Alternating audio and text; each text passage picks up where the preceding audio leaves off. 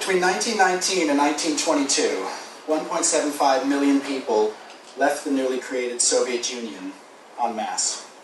Over 900,000 Russians and nearly 900,000 Germans, Poles, Romanians, Lithuanians, and others migrated away from civil war and famine.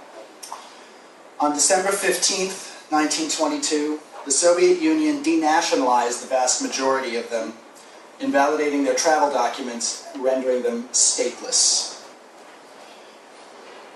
Near the same time, 2 million people became refugees as the Ottoman Empire broke apart. The League of Nations realized that without documentation to establish identity, or even the legal basis to claim it, these groups would be hindered in their movements.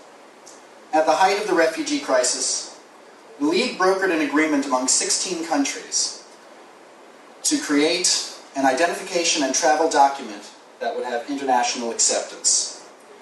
The High Commissioner for Refugees was a man named Fridtjof Nansen, and the documents became known as Nansen passports.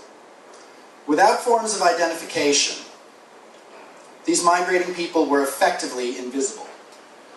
The Nansen passports gave their bearers the ability to identify themselves to border guards and other officials so as to have a life on paper that would allow a state to know who they were and to choose whether or not to render assistance. Identity papers write people into existence.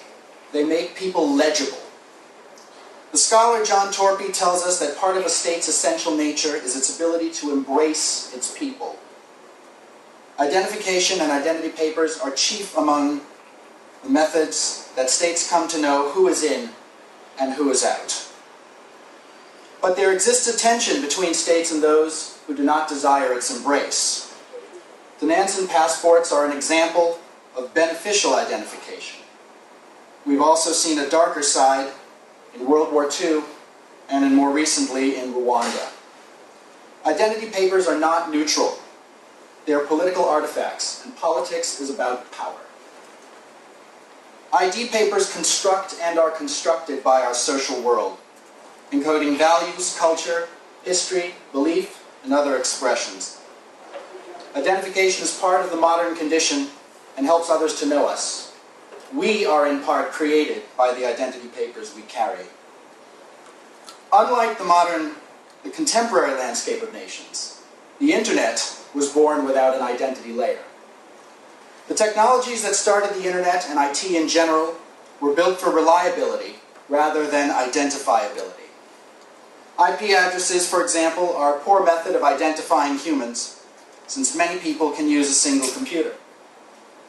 As information technology proliferates and becomes more generic, identification becomes more difficult, but the need to identify remains. When the commercial web came into existence, to personalize users' experiences and learn more about them, websites began registering users. This way, when a person returned to a website, it could identify him or her and remember preferences and prior activity. Every website had its own registration process, and every website supplied a username and password. As regards identification, each website was an information silo. The resulting problem is well known. Too many passwords. In response, people use weak, easily remembered passwords or the same password across many sites. Both responses create insecurity.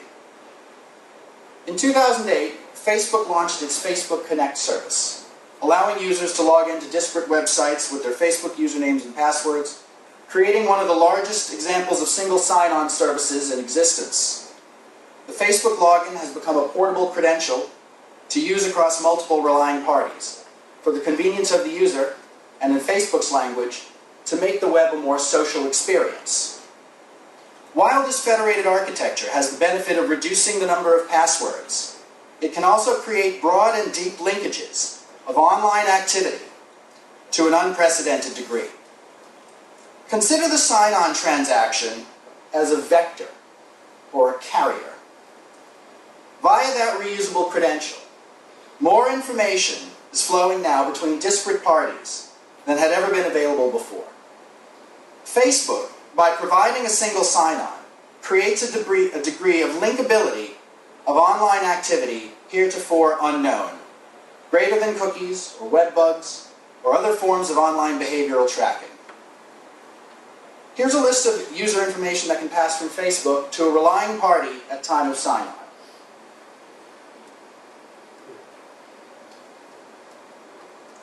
This connection, of course, goes both ways. All content created on a relying party site has the potential to be connected back to Facebook. Other companies like Google and Twitter have built similar federated services. Whether this increased linkability is good or bad is a matter of personal opinion. But one thing is certain. The problem of too many passwords cannot go unresolved.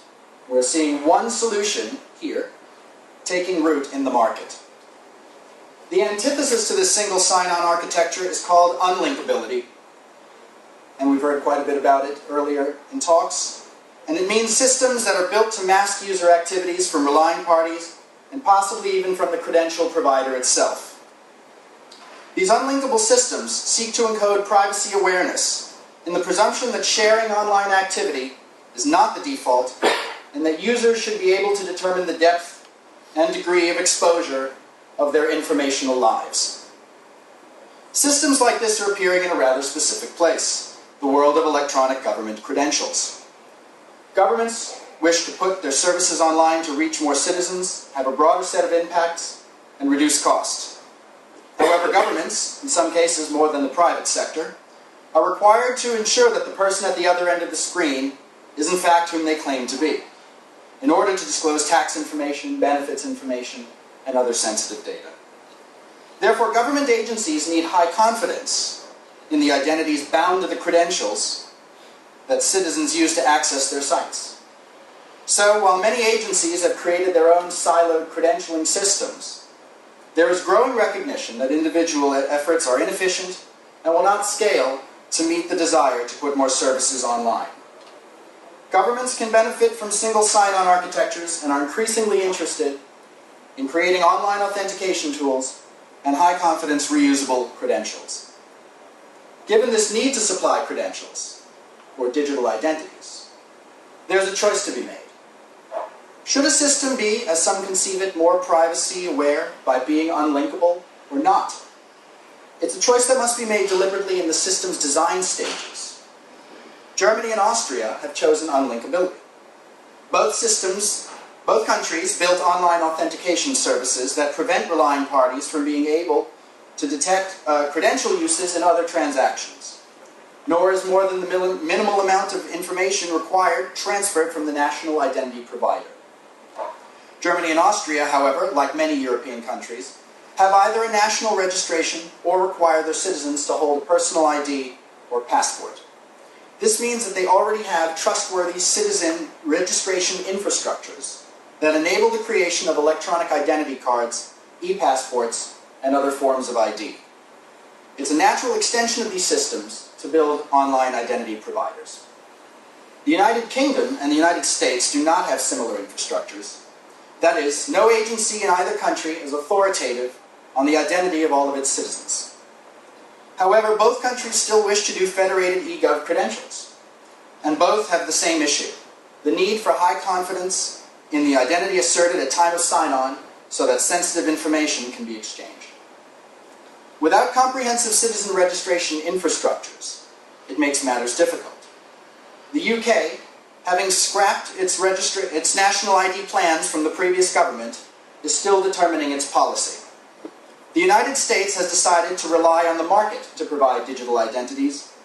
This will occur through the use of third-party trust frameworks known as the Open Identity Exchange and Kantara Initiative, both nonprofit private corporations. In this model, agencies publish their requirements for reliable credentials.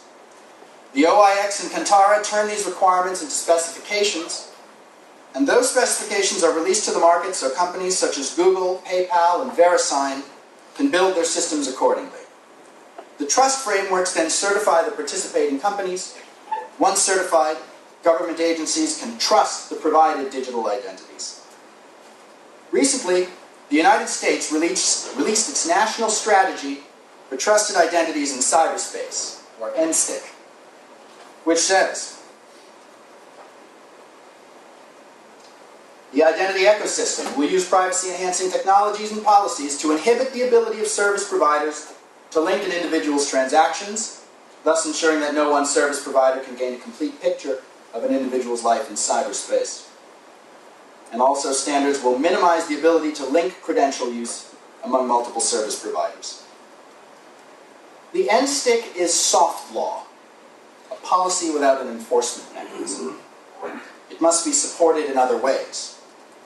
And so in the world of US e-government credentials, if unlinkability is to come about, it will manifest in conjunction with the public-private trust frameworks and private corporations. It remains to be seen how the US government will use its power to guarantee that the unlinkability characteristics of the end stick are realized. Unlinkability has its roots in data protection. It can be argued that it derives from the proportionality principle, stating that only the minimum necessary information should be gathered for a given transaction. In academic circles, a civil right to anonymity has been debated, and while that right may not exist explicitly, unlinkability bears kinship to it and may indeed be found in similar legal reasoning. In any case, the appearance of unlinkability in German and Austrian law and the US national strategy is significant. It is a substantive social interest manifesting in public policy.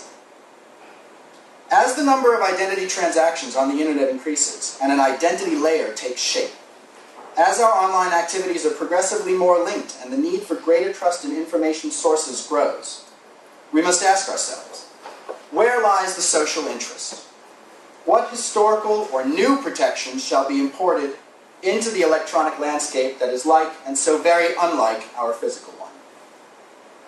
In the real world, for example, you don't always have to reveal your name. Perhaps at the local pub you have a nickname. At the corner store they don't know your name at all. The bank certainly knows who you are. This flexibility of identity is interwoven into society. As we look around the net today, we see mostly pseudonymity. There's very little anonymity, at least not that can't be broken easily.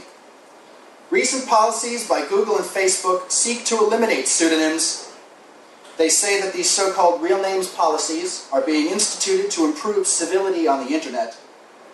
Others call it a self-serving tactic to increase the value of the personal information they hold. In either case, it can be recognized that pseudonyms are a widespread trait of human society. They also help to protect vulnerable people, such as survivors of domestic violence, those expressing unpopular political views, or young persons in marginal groups. Given the market logics and business forces that drive Google and Facebook to such a choice, and a recognition that the net has grown up with a great deal of identity flexibility, should social interests like pseudonymity become embedded in the code that shapes our electronic lives? Or, who decides if identity systems shall be unlinkable? These are not questions for governments. These are questions for everyone. The need to identify is not new, nor is it technical. In a way, we live in a world that presumes we're all liars. If that were not the case, border control would be a quick, friendly conversation. Yes, I'm a citizen officer. I belong here. We're not so fortunate. As a noted surveillance studies scholar once wrote, the society of strangers requires tokens of trust. Historically, governments held the monopoly on the authenticity of our identities in the form of passports, driver's licenses, and national IDs. If you need to prove your age or your eligibility for a service, or your citizenship, or your right to drive, you show a government ID. Technologically, we've reached a point where we must ask how we feel if organizations could mine and sell all of those uses, all of those identity transactions, to others. Further, with federated credentials, private companies may more and more become the authoritative source of our online identities. How will that change our relationships with businesses, with governments, and amongst ourselves? In the identity supply chain, there are opportunities for reflection on these points by all stakeholders. Governments who create laws, vendors who create reusable digital identities, programmers within the vendors, chip makers, and ultimately the citizen, who often has choice and sometimes does not. Code is a regulatory instrument that can shape choice. The technical architectures of emerging electronic identity management systems will greatly influence our social and informational lives. As Lawrence Lessig, the American constitutional law scholar, notes, we can build or architect or code cyberspace to protect values that we believe are fundamental, or we can build or architect or code cyberspace to allow those values to disappear. There is no middle ground. It is incumbent on everyone to ensure that interests such as privacy, autonomy, and dignity survive as we become digital citizens. That the embrace of identification is not a harmful one. If identity documents are political artifacts, if they write us into life and history, how much control should we have over the story?